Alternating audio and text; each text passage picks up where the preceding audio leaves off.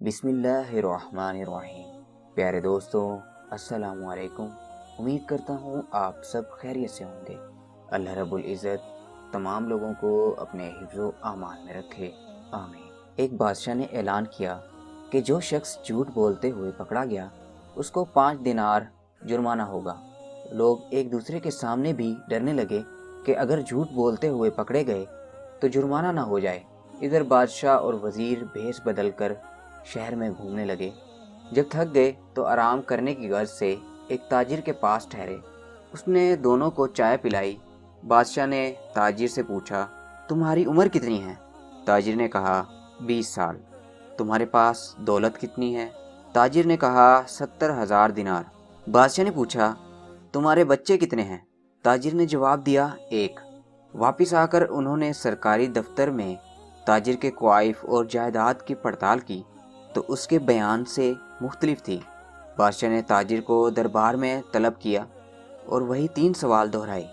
تاجر نے وہی جوابات دیے۔ بادشاہ نے وزیر سے کہا، اس پر 15 دینار جرمانہ عائد کر دو اور سرکاری خزانے میں جمع کرا دو، کیونکہ اس نے 3 جھوٹ بولے ہیں۔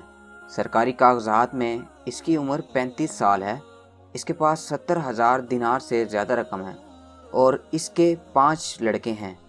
تاجر نے کہا، زندگی کے 20 سال ہی نیکی اور ایمانداری سے گزرے ہیں، اسی کو میں اپنی عمر سمجھتا ہوں، اور زندگی میں 70,000 دینار میں نے ایک مسجد کی تعمیر میں خرچ کیے ہیں، اس کو ہی اپنی دولت سمجھتا ہوں، اور 4 بچے نالائق اور بد اخلاق ہیں، ایک بچہ اچھا ہے، اسی کو میں اپنا بچہ سمجھتا ہوں۔ یہ سن کر بادشاہ نے جرمانے کا حکم واپس لے لیا اور تاجر سے کہا، ہم تمہارے جواب سے خوش ہوئے ہیں۔ وقت وہی شمار کرنے کے لائق ہے جو نیک کاموں میں گزر جائے۔ دولت وہی قابل اعتبار ہے جو راہ خدا میں خرچ ہو، اور اولاد وہی ہے جس کی عادتیں نیک ہوں۔ دوستوں، میں امید کرتا ہوں آپ کو یہ ویڈیو اچھی لگی ہوگی۔